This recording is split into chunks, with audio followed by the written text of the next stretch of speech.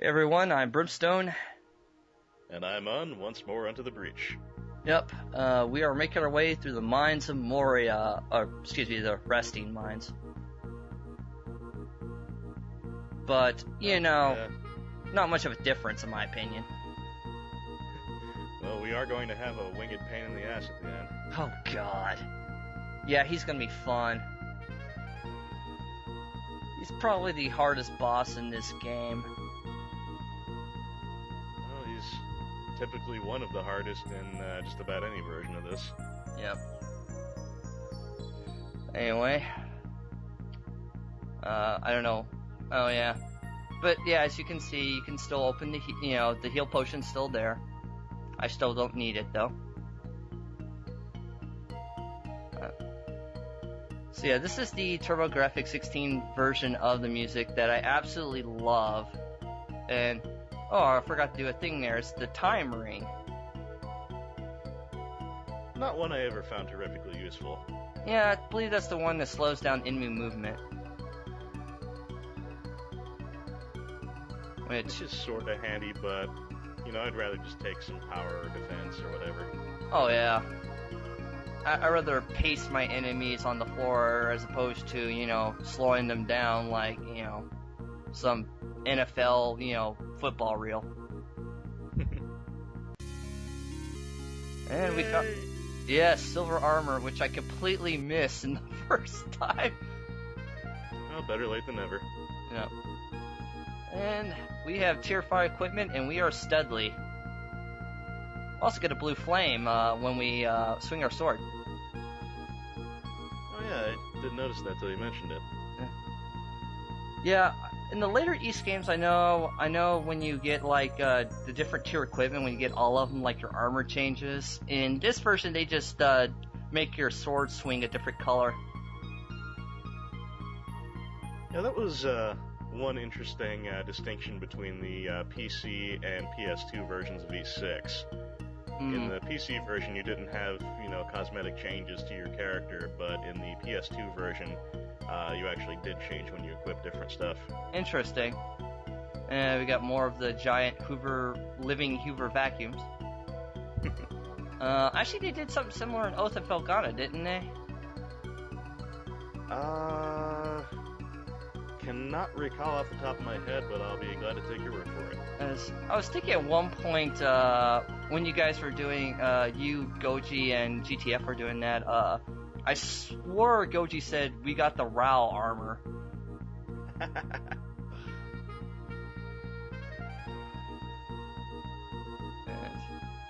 Anyway.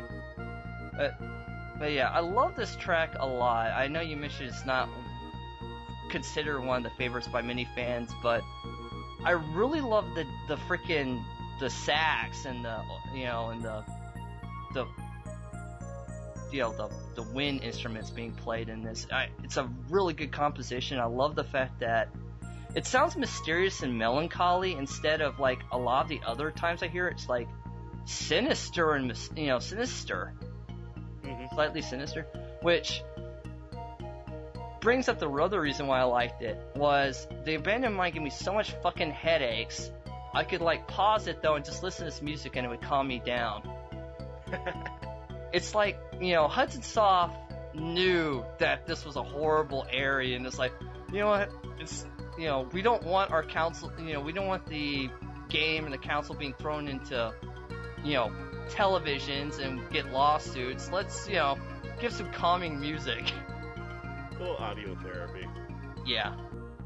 Which was very well appreciated when I, played this on the virtual console.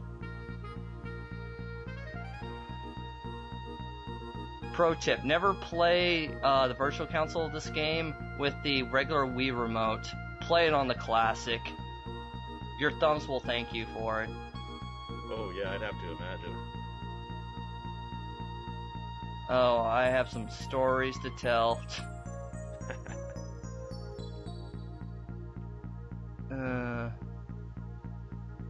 And I'm partially grinding here, and I'm partially looking for things, and partially, well, mostly being lost.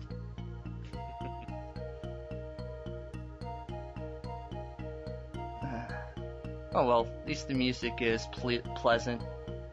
Can't say the same for the enemies. Well, at least they're impressive to look at. And here's floor 3, and we have got some new enemies here. One that you'll be very familiar with and probably cursed, and one might be a little different though. But before that, I'm going to photosynthesize.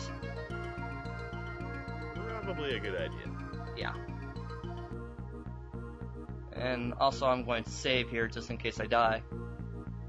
Also a wisdom. Yeah. So, any horror stories on the mind back when you played this when you first played this game? Just the expected, really. Being horribly lost and occasionally dead. Yeah.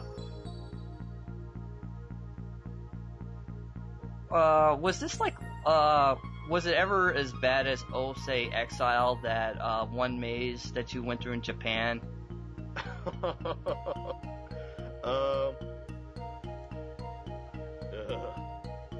I'll take that as a yes.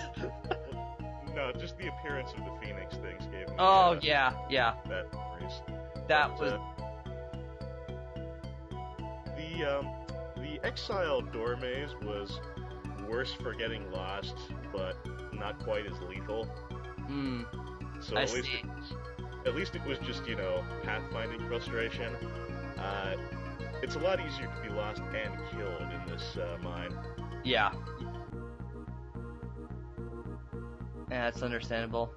You mentioned the Phoenixes. Yeah, I remember them being a real pain in the ass in the Turbo and the other Beast games, but oddly enough, they don't do that much damage in this version. I guess I'm just leveled up enough to take it.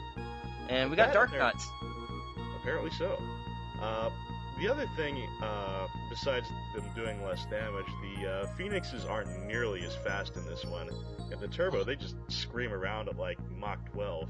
Yeah, thank God they're not as fast as freaking the Turbo version. God, I hated those things.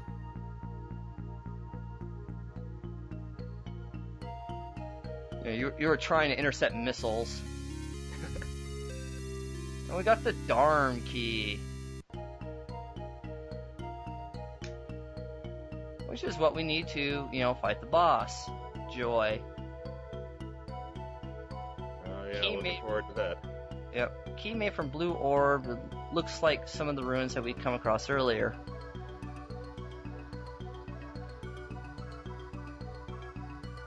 Yeah, I don't know why the Dark Nuts here are huge, but they do hurt too. Yeah, I noticed. By the way, if you're keeping score, I'm actually one level away from max level in this game.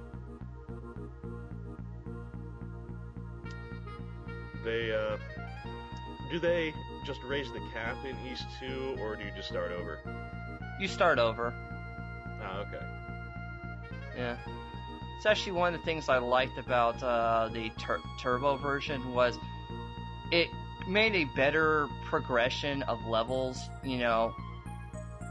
They knew if if things were too tough, you could, I got hit by the Phoenix and got knocked down the stairs, by the way. But they knew that this game can be tough for players, especially new ones, so they made the level system a lot more manageable, where if you, got stuck on a boss, you could level up and, beat him. It wasn't just you had skill alone. Whereas here, wham, level cap. Oh yeah.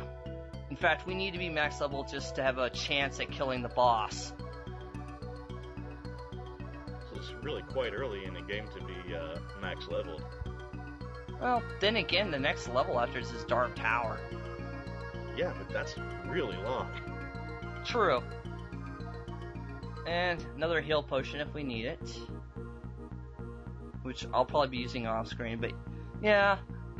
Once you get to Darm Tower, it's all strategy, but I'll be honest, the bosses in Darm Tower are pushovers. Compared to their Turbo incarnations, they are absolute pushovers. Well, small blessings, I guess. Oh yeah, especially against those the two head guys, which I absolutely hated. Yeah, they didn't aggravate me as much as the Bat Thing here, but they were definitely one of the tougher bosses in the game. They were my Bat Thing. When I fought that guy, I was high enough level where he couldn't even do damage to me. But the two-headed guys, I died 30 times just trying to kill him. Ouch. Yeah. Anyway, long story, but we'll get to that next time. Till then, this is Brimstone. And this is Oh, see you guys later.